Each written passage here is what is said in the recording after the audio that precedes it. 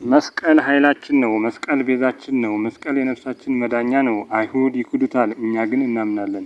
መስከረም 16 ደመራ፣ መስከረም 17 የመስቀል በዓልን እናከብራለን።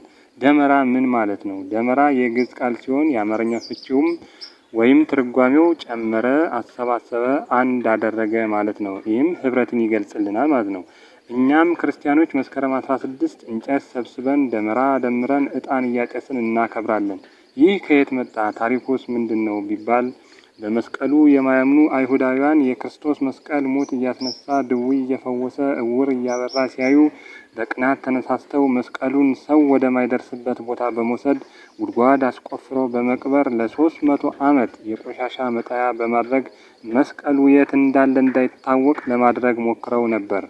ነገር ግን ከ300 ዓመት በኋላ ንግስት እሌኒ የመስቀሉን ክብር ታውቅ ነበርና ተቀብሮ መቅረት የለበትም፣ ከተቀበረበት ማውጣት አለብኝ ብላ በማሰብ ፍለጋ ትጀምራለች። ከብዙ ድካም በኋላ መስቀሉ ተቀብሮበታል ተብሎ የሚጠረጠረውን ቦታ አረጋዊ ኪራኮስ የተባሉ አባት ይጠቁሟታል። ነገር ግን ቦታውን በቀላሉ መለየት አልቻለችም ነበር። አረጋዊ ኪራኮስም ንግስት እሌኒ ሱባኤ ገብታ አምላኳን እንድትጠይቅ ይመክራታል። ንግስት እሌኒም ሱባኤ በመግባት አምላኳን ትለምነዋለች፣ ትማጸነዋለች።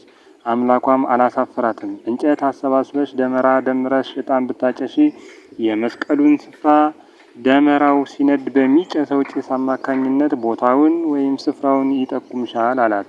ንግስት እሌኒም መስከረም 16 ህዝቡን በማስተባበር ደመራ አስደምራ እጣን አስጭሳ በተነገራት ትእዛዝ መሰረት ጭሱ ወደ ላይ በመውጣት ተመልሶ ወደ ምድር ዝቅ በማለት የክርስቶስ መስቀል የተቀበረበትን ቦታ ለህዝቡ አመለከተ። ይህንን ምክንያት በማድረግ እኛ ክርስቲያኖች መስከረም 16ን የደመራ በዓል በማለት በአደባባይ በመውጣት እናከብረዋለን። መስከረም 17ስ ምንድነው ለሚለው መስከረም 17 የመስቀል በዓል በማለት እናከብራለን። ንግስት እሌኒ መስከረም 16 የመስቀሉን ስፍራ ብታገኘውም መስቀሉን ለመውጣት ቁፋሮ ያስጀመረችው መስከረም 17 በመሆኑ መስከረም 17ን የመስቀል በዓል በማለት እናከብራለን ማለት ነው። መስቀሉ የወጣው ግን ከ7 ወር ቁፋሮ በኋላ መጋቢት 10 መሆኑን ማወቅ ይኖርብናል።